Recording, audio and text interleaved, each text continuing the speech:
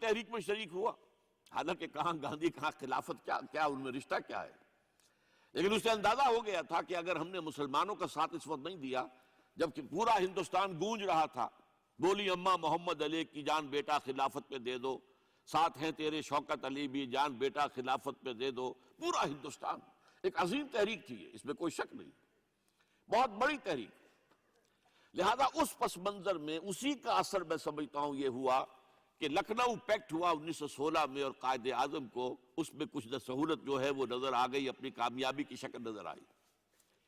لیکن جیسے ہی تحریک خلافت ختم ہوئی، ختم تو اس لیے ہو گئی کہ مصطفیٰ کمال پاشا نے خود ختم کر دی خلافت۔ وہ تو جیسا کہ پھر علامہ اقبال نے بھی کہا تھا، چاک کر دی ترک ناداں نے خلافت کی قبا، سادگی اپنوں کی دیکھ اوروں کی عیاری بھی دیکھ۔ بہرحال خلافت ختم ہو گئی تو وہ سارا جوش خروش وہ سارا ختم ہو گیا۔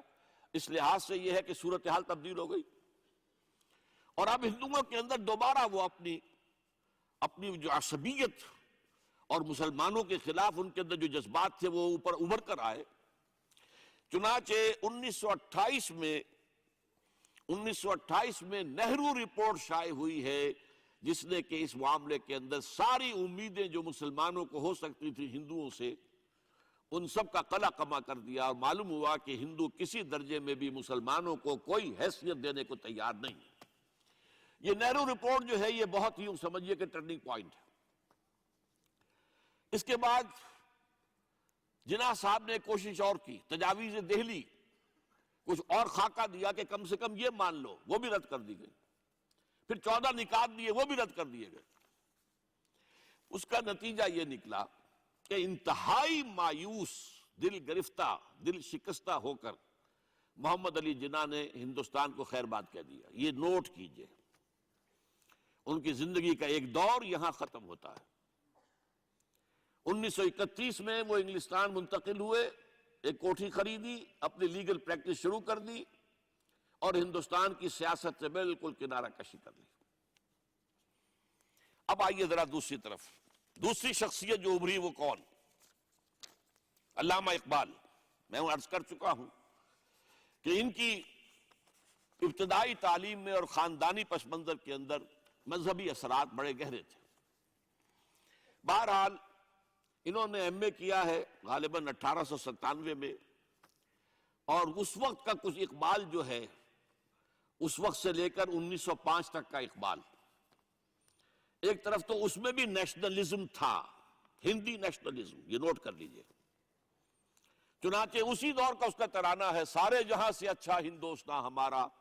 آج بھی جو ہندوستان کا ریڈیو ہے اور ہندوستان میں حکومت کے زیر اہتمام اس ترانے کی جو ہے وہ بڑی سرپرستی ہوتی ہے، بہت اس کو جو ہے نشر کیا جاتا ہے، سارے جہاں سے اچھا ہندوستان ہمارا، ہم بلبلیں ہیں اس کی، وہ گلستاں ہمارا۔ بلکہ اس زمانے میں ایک ایسا شعر بھی انہوں نے کہا ہے جس کی کہ پھر شدید ترین نفی بعد میں ان کے اشعار سے ہوئی ہے۔ انہوں نے ایک نیا شوالہ کے نام سے جو نظم لکھی کہ سچ کہہ دوں اے برہمن گر تو برا نہ مانے، تیرے صنم قدوں کے بت ہو گئے پرانے۔ اسی میں ایک شعر ہے کہ پتھر کی مورتوں میں سمجھا ہے تو خدا ہے، خاک وطن کا مجھ کو ہر ذرہ دیوتا ہے، خاک وطن کا مجھ کو ہر ذرہ دیوتا ہے۔ اس درجے گہرا انڈین نیشنلزم اقبال کے اندر بھی موجود تھا۔ لیکن جب اقبال انگلستان گئے ہیں، یہ 28 برس کی عمر میں انگلستان گئے ہیں سن 1905 میں، اور 3 سال وہاں رہے، انگلستان اور جرمنی، اور بیرسٹری بھی کی، اور چونکہ فلسفی تھے پی ایچ ڈی بھی کر کے آئے۔ اس عرصے میں معلوم ہوتا ہے کہ اقبال کی قلب ماہیت ہو گئی۔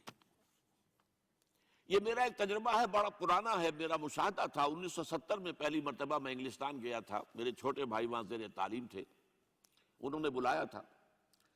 وہاں میں نے دیکھا کہ یونیورسٹیوں میں پڑھنے والے ایک P H D, 2 P H D کرتے ہوئے لوگ بیٹھتے ہیں، جمعے کے روز قرآن پڑھتے ہیں، درس قرآن ہوتا ہے، اور وہ ایک دوسرے سے قرآن پڑھ کے سنتے بھی ہیں تاکہ جو تجوید کی غلطیاں ہوں ان کی تصحیح ہو سکے۔ اور میں نے سوچا کہ پاکستان میں اس سطح کے لوگ جو ہیں کبھی اس قسم کی مصروفیت میں مبتلا مجھے تو نظر نہیں آئے۔